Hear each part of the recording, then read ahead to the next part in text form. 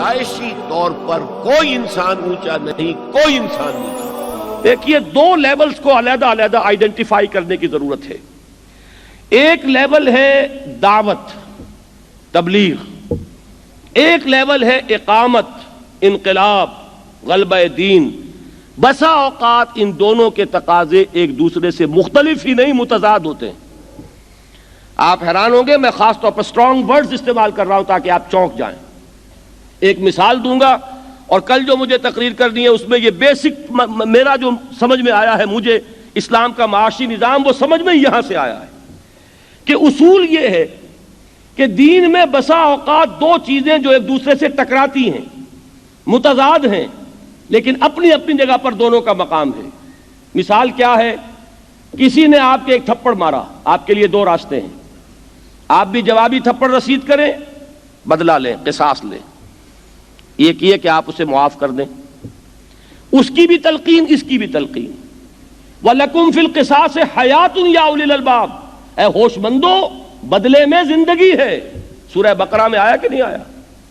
اور وَإِن تَعْفُوا وَتَصْفَحُوا وَتَغْفِرُوا فَإِنَّ اللَّهَ غَفُورٌ رَحِيمٌ، اگر تم معاف کر دیا کرو، تم بخش دیا کرو، تم درگزر کیا کرو تو اللہ بھی تو غفور الرحیم ہے۔ یہاں ہو رہی ہے ترغیب عفو کی، درگزر کی، معافی کی، اور وہاں قصاص کی اور بدلے کی۔ بظاہر متضاد، دونوں چیزیں اپنی جگہ پر اہم ہیں۔ اس دنیا کے نظام کے اعتبار سے قصاص لازم، ذاتی اصلاح کے اعتبار سے عفو کے اندر زیادہ آپ کے لیے ترفع ہے۔ آپ کسی سے انتقام لے سکتے ہیں اور معاف کر دیں، آپ کو معلوم ہوگا خود کہ آپ کے اندر کتنی جلا پیدا ہو گئی ہے، آپ کا دل جو ہے کتنا منور ہو گیا ہے، آپ کی روحانیت جو ہے اسے کتنا ترفع حاصل ہوا کہ آپ انتقام لے سکتے تھے، آپ نے نہیں لیا۔ یہ ہے انفرادی اعتبار سے، لیکن اجتماعی نظم کے لیے قصاص ضروری ہے، ورنہ کیا ہوگا؟ شریروں کی حوصلہ افزائی ہوگی۔ آج آپ نے ایک کو معاف کیا، کل وہ کسی اور کے ساتھ بھی وہی معاملہ کرے گا جو آپ کے ساتھ کیا تھا، اور اگر آج آپ نے جوابی تھپڑ رسید کر دیا تو کل سے اسے ہوش آ جائے گا کہ کسی اور کے ساتھ وہ حرکت نہیں کرے گا۔ تو معلوم ہوا کہ متضاد چیزیں، لیکن ہر ایک کا اپنی جگہ پر ایک مقام ہے۔ اسی کو سمجھیے، مقام دعوت جو ہے، تبلیغ اور دعوت، اس میں صبر ہے، بدلہ نہیں ہے، انتقام نہیں ہے۔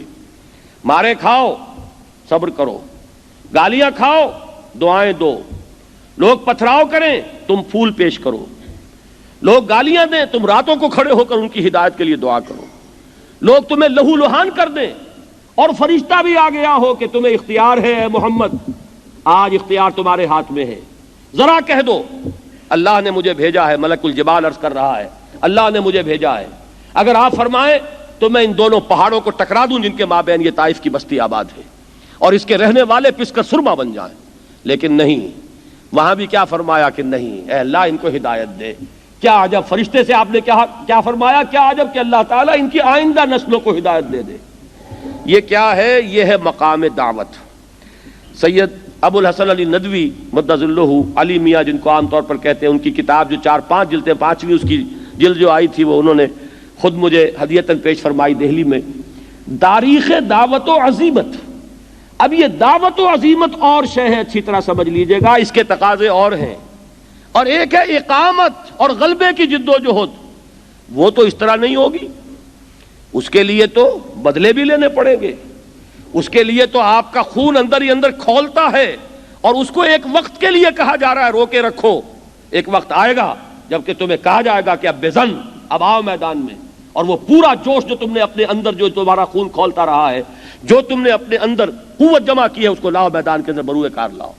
ان دونوں چیزوں میں وہی نسبت ہے جو نسبت اس عفو اور قصاص میں ہے۔ جس طریقے سے عفو جو ہے وہ انفرادی اصلاح کے لیے بہت مفید، اجتماعی نظام کے لیے نہیں، اجتماعی نظام کے لیے قصاص، اسی طریقے سے وہ صبر اور گالیاں سن کر دعائیں دینا اور پتھراؤ کے جواب میں پھول جو ہے لوگوں کو پیش کرنا، مقام دعوت پر تو ہے، لیکن مقام اقامت پر جب آئے گا مرحلہ تو تلوار ہاتھ میں لے کر میدان میں آنا ہوگا، پھر گردنیں اڑانی ہوں گی۔ میں آخری بات کہہ رہا ہوں، آپ شاید سن کر لرز جائیں، شاید آپ نے کبھی سیرت کا اس طور سے مطالعہ نہ کیا ہو۔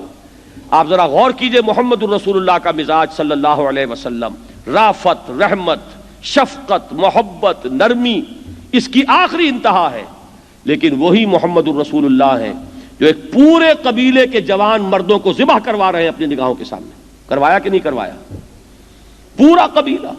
بنو قریظہ کے ساتھ کیا ہوا کہ صرف جو ہے ان کے بوڑھے اور عورتیں اور ان کے بچے چھوڑ دیے جائیں گے، باقی ان کے سارے جوان جو ہیں وہ قتل کیے جائیں گے. یہ قتل کیسے ہوئے؟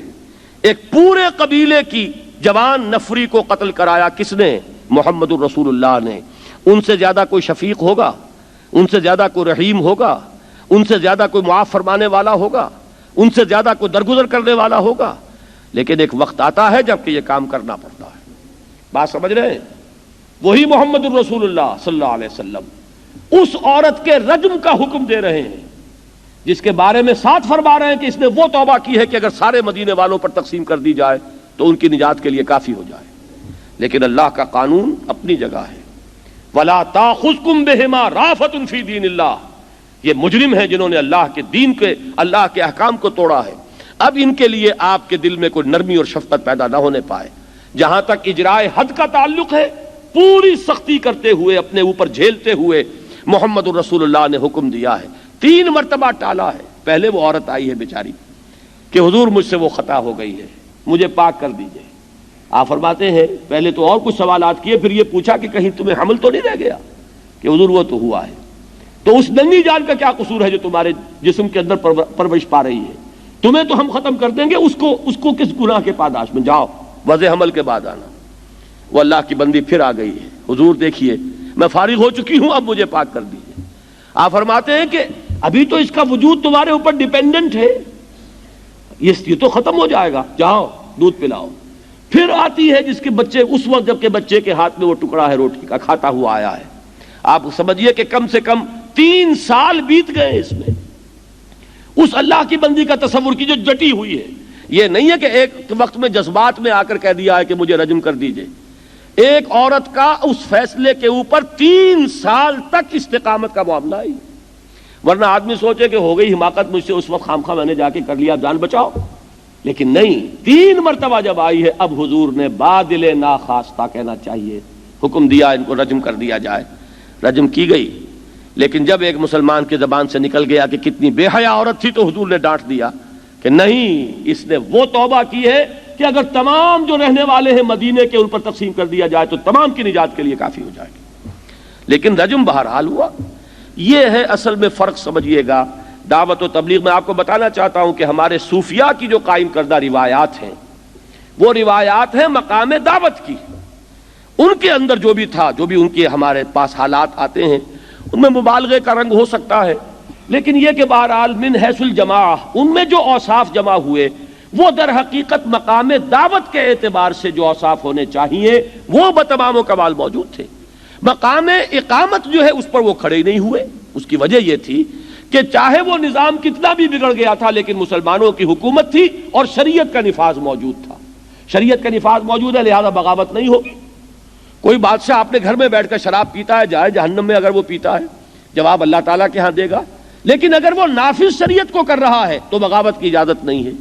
یہ وہ دور تھا جس میں ہمارے ہاں یہ نظام جو ہے تصوف کا اور خانقاہی نظام، یہ اس دوران میں وہ مدون ہوا، پروان چڑھا، اور اس کی صدیوں کی ایک ٹریڈیشنز وجود میں آ گئی.